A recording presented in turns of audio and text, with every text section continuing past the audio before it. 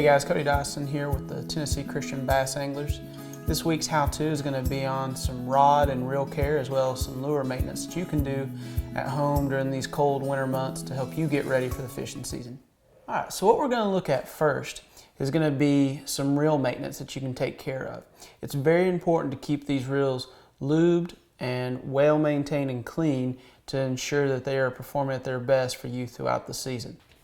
Alright, so the first thing you're going to notice is I've already taken the line off this spool, taking it completely off.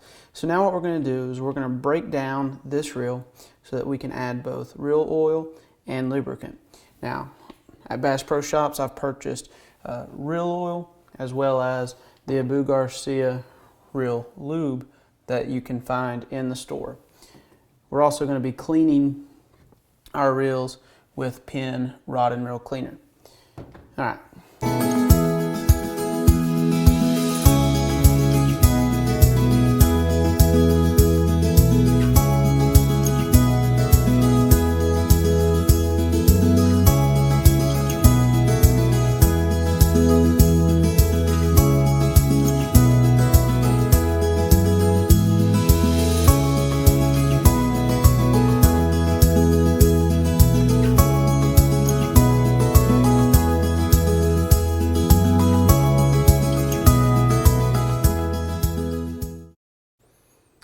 Now, once you get inside of the reel, you want to make sure that you keep everything in place, and if you do take any of this apart, that you keep it in a nice orderly area so that when you put it back, you know exactly where it goes.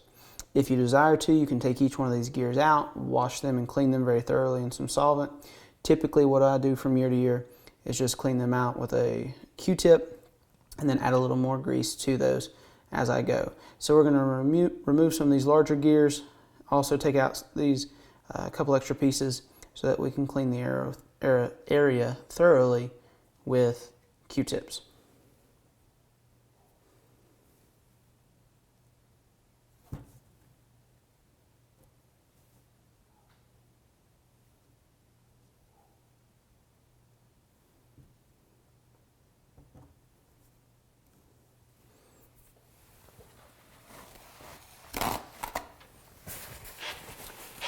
Alright, so as you can see, we've removed the gears now. With those moved out of the way, I'm going to take a Q-tip and I'm going to just lightly go around and clean up some of this excess. Now that we've cleaned up and straightened up a little bit of this excess that we didn't want, it's now time to begin putting this back into place. And again, we kept everything in a very neat order so we know exactly where it goes. Making sure not to lose anything. And again, also there's spacers and washers on this main gear, so you want to make sure that those don't come apart, or if they do, you keep them in line as they were needed.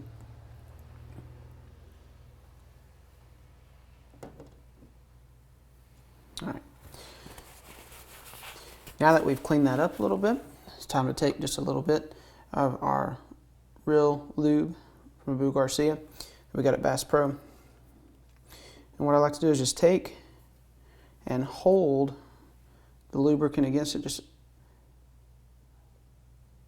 excreting just a little bit and turning the gear so that it begins to spread around the gear.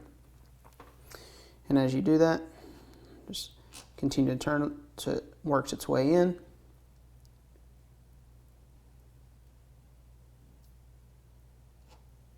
And you are good to go with your main gears.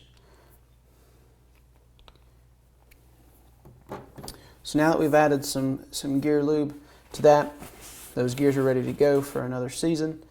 We're going to begin to put this back together, and then we're going to talk about a few extra places to add some lube and those bearings that you need to make sure that you add oil to before you finish up with this reel.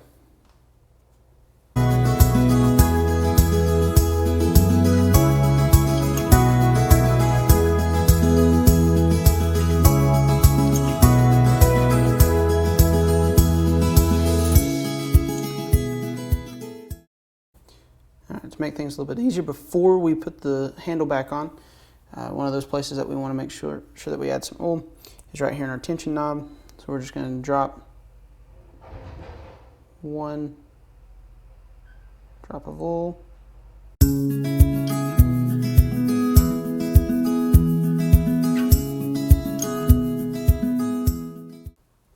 All right, as we begin to put the spool back into this reel, we want to make sure that we grease or oil that that spool bearing that is in there. Once we've done that,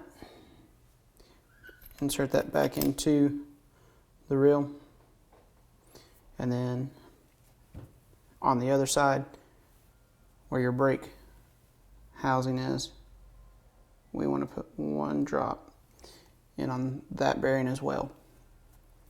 Okay, then we're ready to put that casing back on. Screw our pin in, tighten it just a little bit. Okay, and we're good to go.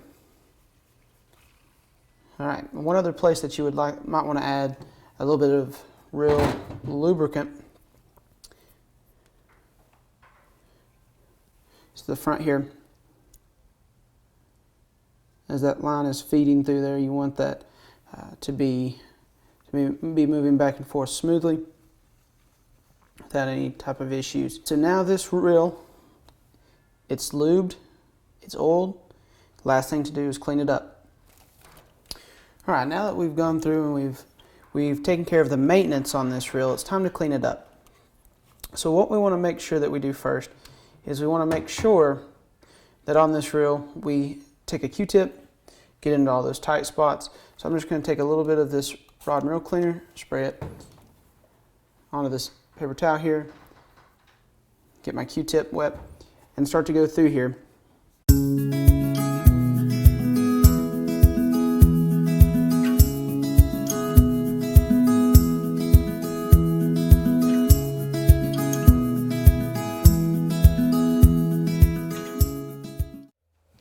All right, so now we have our reel taken care of. We've oiled it, we've lubed it, the gears area is cleaned up, the outside of our reel is cleaned up. But before we're ready to put this back onto our rod, we need to clean up our rod. So we're going to do the same thing here that we did with the reel. We're going to take our rod and reel cleaner, we're going to apply it to one of our shop towels, and we're going to go through and we're going to clean not only the grips very well, get those clean, get this reel seat area nice and clean, but also very important to go through and clean your guides very well as also. Gunk, different things are going to build up over the course of a season, especially if you're fishing a lake that has grass in it. So you want to make sure that you go through and you clean those guides extremely well. As you come to these guides, the most important thing are the inserts that are inside of them. That's what allows your line to move freely and smoothly through those guides. And that's also what's in contact with your line constantly. So any type of buildup, anything that's in there can cause nicks in your line. It can cause your casting to not be as efficient. So make sure that those eyelets are clean. So just take that shop towel with that rod and reel cleaner on it and make sure that you get every bit of excess debris that is in there out.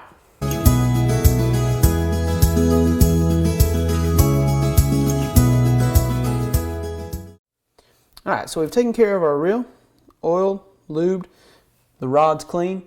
Now it's time to put on some line.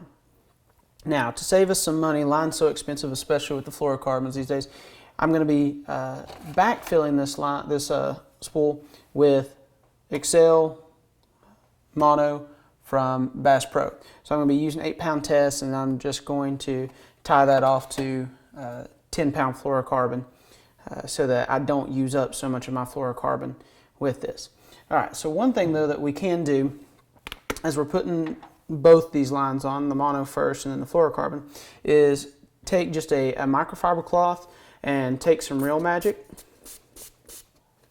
coat that rag in Real Magic, and then we're just going to take, and as you would holding tension on it, you're going to run that line through that microfiber cloth. All right, so we've traded out our mono for fluorocarbon. So we're going to do the same thing here now with the Real Magic. We're just going to spray a little bit more into this microfiber rag.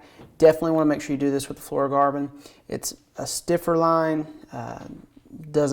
it has a lot of memory to it, so this is going to help take that memory out and soften it up just a little bit so that it casts better and is easier to work with, especially in these early months when it's cold. So again, just apply some Real Magic to that microfiber, lay that line through there, hold tension, and then continue to fill the rest of that spool. All right, so tackle. Tackle is something we all have to have, but for most of us, we have way too much. So one thing that I make sure I do at the beginning of each off season while it's cold and I've got a break, I always go through and do a tackle inventory. I'll put everything out on the floor, go through all my crankbaits, spinner baits, all my soft plastics, I'll put them up on the wall. It's key to help you figure out what it is that you use, what it is that you never even pull out of the box. And if you'll go through there and do a tackle inventory, it'll save you some money as well. So when you go through and do your tackle inventory, either plan by season, by fish pattern, or if you know your schedule and what lakes you're going to be fishing, try to go through your tackle inventory planning with those certain lakes in mind. We've all been fishing around here locally enough. We kind of know what's going to be going on at each of these lakes throughout the year. So when you look at the schedule and you see Douglas coming up in April or in May or whenever it may be, plan for that trip. Know what it is you like to throw down there on Douglas. Go through your inventory and make sure that you have the right crankbait or the right soft plastic that you want to use. Also try to simplify some things down, but go through this off season and have a tackle inventory and look at what you need and what it is that you have a lot of. So now let's talk about what else we can do to that tackle to help it perform at its peak while we're fishing this year. All right guys, so the last thing I want to talk about as far as off-season maintenance goes is sharpening hooks. It doesn't matter what you're throwing, the business end of every bait that we have is the hook. That's your main contact point with that fish. And if that hook is dull, if it's bent, if the barb's broken off, that's going to cause you to lose fish throughout the year. It could cost you the Angler of the Year standings. So one thing that we can definitely go through and do right now, I don't care if it's just your wide gap hooks, your single hooks, your treble hooks, whatever it is, go through and check those hooks during this off season. Check them again. Make sure that those bends are the way you want them. Make sure they're not bent out. Make sure that those points are nice and sharp. Now, you never want to sharpen against the point of the hook. You want to kind of go up at an angle with that hook, just a couple from about 3 different sides.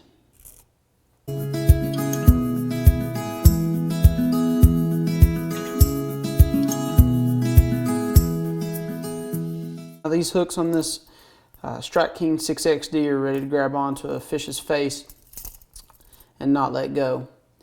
I hope this how-to helps you out a little bit, and it's something you can do over the winter break here while we're getting ready to go fish. Look forward to seeing everybody on the water. Have a great evening.